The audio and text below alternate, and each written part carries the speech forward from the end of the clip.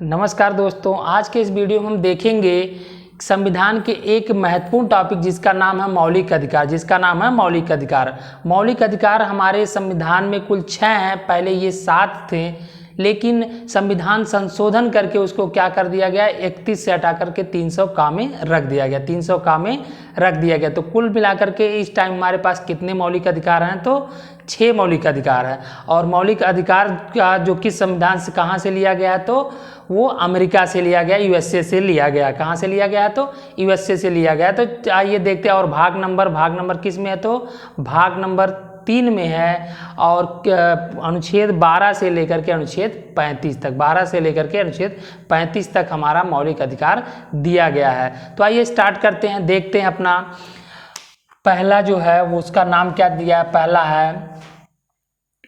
पहला है समता का अधिकार। किसका? समता का अधिकार।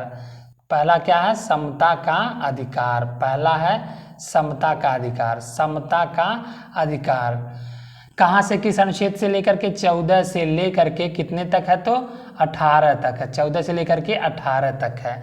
दूसरा है क्या? दूसरा है स्वतंत्रता का अधिकार। स्वतंत्रता क्या है? स्वतंत्रता का अधिकार। स्वतंत्रता का अधिकार किस अनुच्छेद से लेकर के है, तो 19 से लेकर के 22 तक। 19 से लेकर के 22 तक है। 19 से लेकर के 22 तक है। तीसरा क्या है? तीसरा है शोषण के विरुद्ध अधिकार। शोषण के विरुद्ध अधिकार क्या है? शोषण के विरुद्ध अधिकार किसमें है, तो 23 और 24 में। 23 और 24 में। 23 और 24 में। 23 और क्या? 24 में। फिर देखते हैं चौथे नंबर पे क्या है। चौथे नंबर पे क्या है, तो समता ने स्वतंत्र को शोषण के विरुद्ध धर्म की शिक्षा। इसमें क्या है? धर्म से संबंधित है, धर्म का अधिकार है। ये किसमें है, तो चौथे में। किसमें है, तो चौथे में है। ये चौथे में है। पांचवे में क्या है?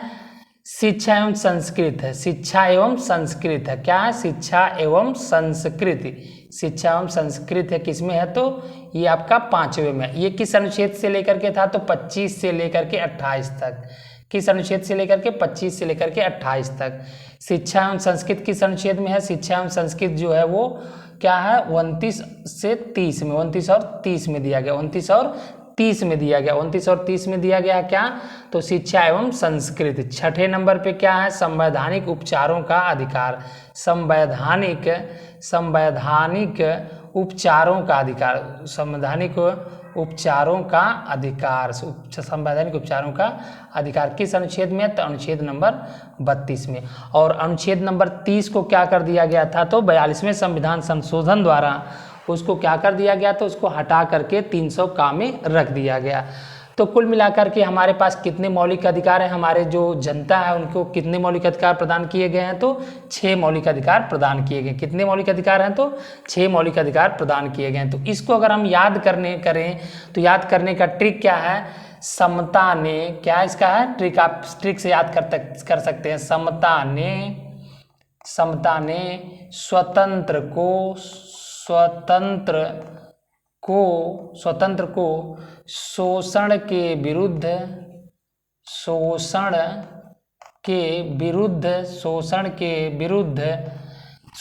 विरुद्ध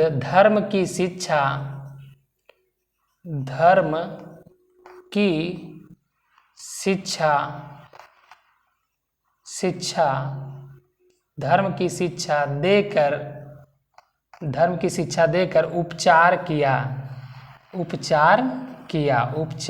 किया।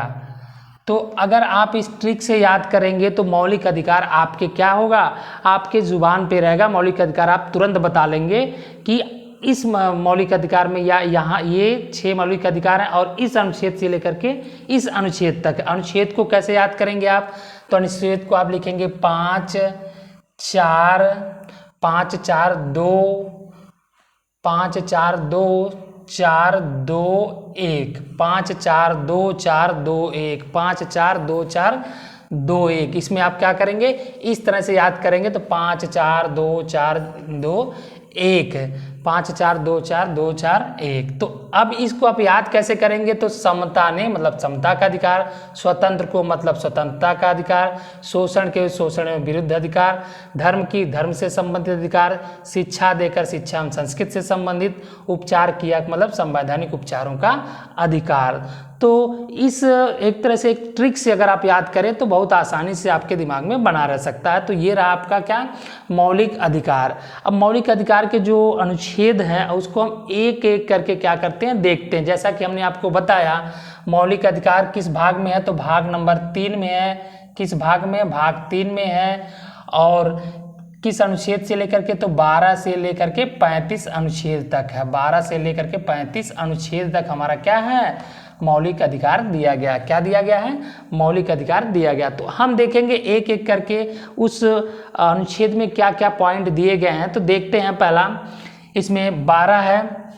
तो 12 में क्या कहा गया है? 12 में कहा गया है कि राज्य का के बारे में बताया गया। राज्य मतलब क्या? राज्य का मतलब जो केंद्र की सरकार होगी, जो राज्य की सरकार होगी, या राज्य की या केंद्र के द्वारा जो क्या होंगे, अधिकारी प्राधिकारी होंगे, मीन्स जो कर्मचारी होंगे, वो सब किससे संबंधित? एक तरह से कह सकते हो राज्य से संबंधित है। तो उनके बारे में दिया गया। तो पहला क्या है?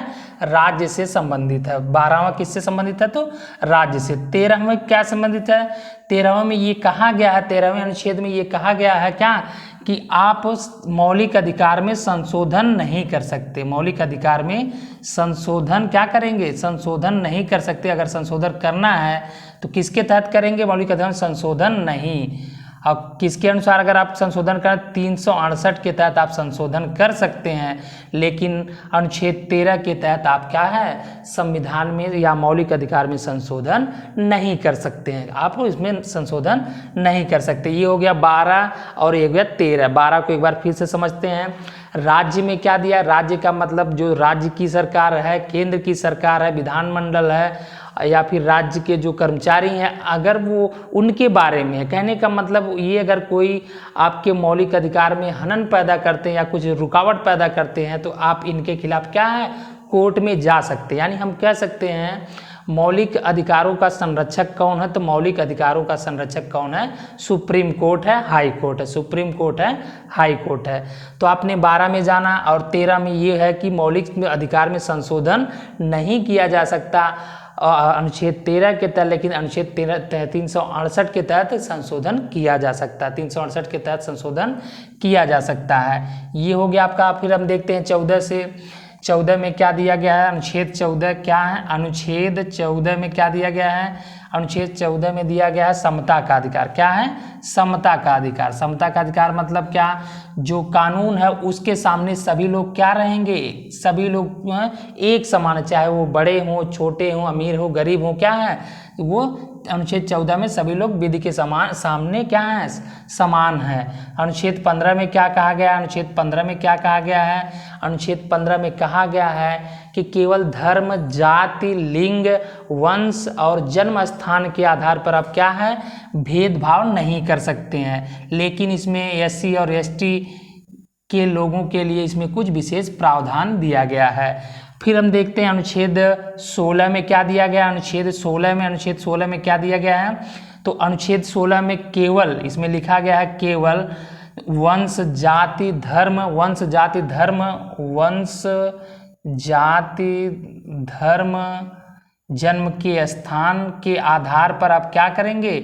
नौकरियों में भेदभाव नहीं करेंगे। नौकरियों में भेदभाव नहीं करेंगे, लेकिन इसमें कुछ अपवाद है, जिसे हम कहेंगे एससी, एसटी, ओबीसी और महिलाएं। एससी, एसटी, ओबीसी और क्या है? महिलाएं। ये क्या है? इसमें अपवाद है। इनके लिए आप अलग से प्रावधान नौकरियों में कर सकते हैं। राज्य सरकार या केंद्र सरकार कर सकती है। तो ये रहा 15 में क्या कहा गया था, 16 में क्या किया, 14वें अनुच्छेद में क्या कहा गया है। अब हम आगे देखते हैं 16 के बाद 17, अनुच्छेद 17 में क्या कहा गया है। अनुच्छेद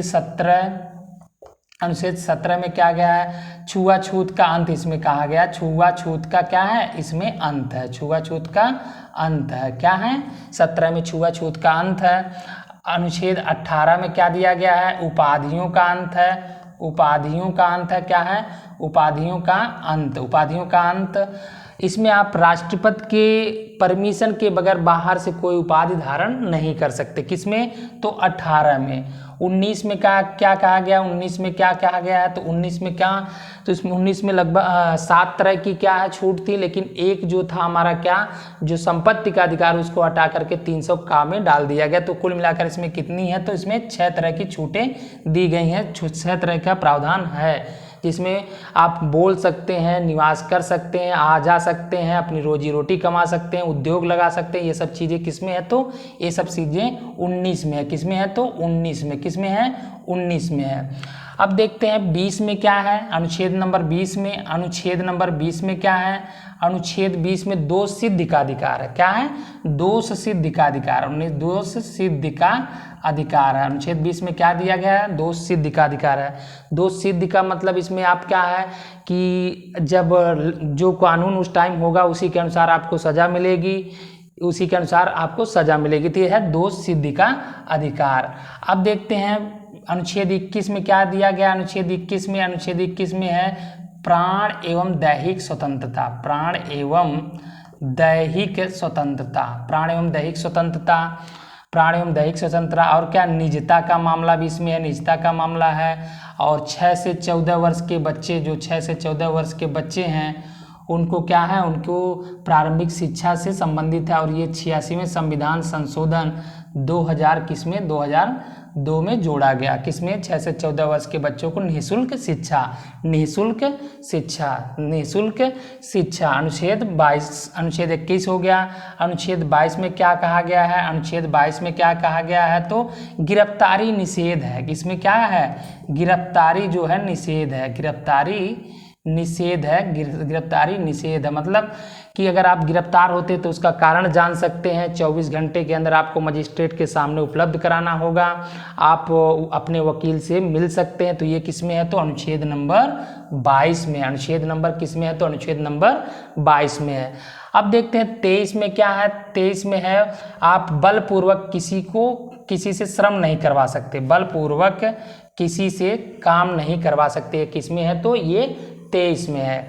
24 में क्या कहा गया है? 24 में क्या कहा गया है? तो 6 से 14 वर्ष के बच्चों को खतरनाक जगह पर आप कारखानों में काम नहीं करा सकते। कारखानों में आप काम नहीं करा सकते। ये क्या है? कानूनन क्या है? कानूनन एक तरह से अपराध है। कानूनन अपराध है। क्या है?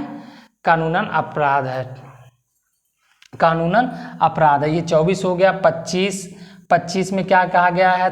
25 में क्या कहा गया? तो आप किसी भी धर्म को मानने के लिए स्वतंत्र है। 25 में किसी भी धर्म को मानने के लिए क्या है? स्वतंत्र है।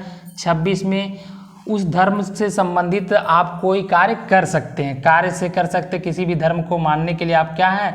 उससे संबंधित कोई कार्य कर सकते हैं। 27 में आपके द्वारा जो किए गए धर्मों के लिए काम होंगे, धर्मों के लिए किए गए जो काम होंगे उस पर कोई राज्य क्या है? टैक्स नहीं लगा सकती, कर नहीं लगा सकती। क्या नहीं लगा सकती? कर नहीं लगा सकती, कर नहीं लगा सकती। अब देखते हैं 28 में क्या है। अनुच्छेद नंबर 28 में क्या दिया गया है? तो अनुच्छेद नंबर 28 में किस तरह के मैटर दिए हैं? तो 25 में धर्म हो गया। धर्म से संबंधित कार्यों को आप कर सकते हैं। धर्म के क्या है? टैक्स आप नहीं पे राज्य कोई लगा सकती। और 28 में क्या है? जो सरकारी शिक्षण संस्थान होंगे जिसमें सरकार वित्त देती है, उसमें आप क्या है? धर्म की शिक्षा क्या है? धर्म की शिक्षा नहीं दे सकते।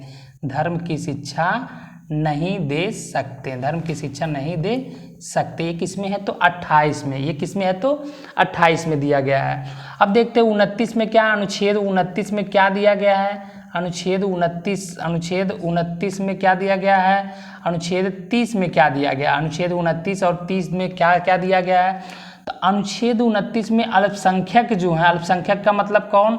अल्पसंख्यक का मतलब जो कम संख्या में, अल्पसंख्यक लोग अपनी भाषा लिपि को बनाए रख सकते हैं। भाषा लिपि आदि को बनाए रख सकते हैं और उसके लिए कोई राज्य सरकार उस पर अलग से कोई चीज़ नहीं करेगी।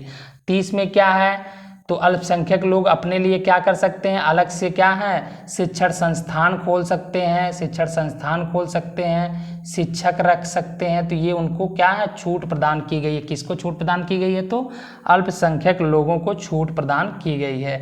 अल्पसंख्यक लोगों को क्या प्रदान किया गया है, छूट प्रदान की गई है। अब हम यहाँ देखते हैं, थोड़ा सा देख लेते हैं, थोड़ा सा ये देख लेते हैं कि अनुच्छेद 31 को क्या किया गया है, 42वें संविधान संशोधन के द्वारा अनुच्छेद 31 को 42वें संविधान संशोधन द्वारा क्या किया गया, 1976 में यहाँ से हटा करके 300 का में रख दिया गया है अनुच्छेद नंबर 31 को। फिर हम देखते हैं अगला अनुच्छेद कौन है, तो अनुच्छेद नंबर 32, इसको कहा गया संवैधानिक उपचारों का अधिकार। संवैधानिक उपचारों का अधिकार, इसको अंबेडकर बाबा साहब ने क्या कहा था, तो अंबेडकर साहब ने कहा था कि ये क्या है, एक तरह से उसके मौलिक अधिकार की आत्मा है। मौलिक क्या है, एक तरह से आत्मा, इसमें कहा इन्होंने किसको, अनुच्छेद 32 को। और इसमें एक तरह से 5 तरह की रीट सुप्रीम कोर्ट को जारी करने का आदेश दिया गया। इसमें कौन कौन है, तो ये परम आदेश हो गया, परम आदेश, प्रतिषेध लेख, अधिकार परीक्षा, इस तरह के 5 टाइप के मैटर इसमें दिए गए हैं, किसमें, संवैधानिक अधिकारों के उपचार से संबंधित। तो ये रहा आपका, और 33, 34, 35 ये बहुत इंपॉर्टेंट नहीं है, इसको इसलिए हम उसको क्या कर रहे हैं, छोड़ रहे हैं। तो आपने देखा कि इसको मौलिक अधिकार को अगर आप ट्रिक से याद करते हैं तो क्या बहुत आसानी से याद होगा, और अगर आप इस अनुच्छेद को थोड़ा सा रिवीजन करेंगे, थोड़ा बार बार देखेंगे तो क्या है, आसानी से याद हो जाएगा, याद कर पाएंगे। और इससे संबंधित लगभग छोटे से बड़े एग्जाम में सभी में क्वेश्चन पूछे जाते हैं। तो दोस्तों आज के वीडियो में बस इतना ही। इस तरह के शॉर्ट ट्रिक से जीके या जीएस याद करने के लिए आप वीडियो को या चैनल को सब्सक्राइब करें, शेयर करें। Thank you to watch the video.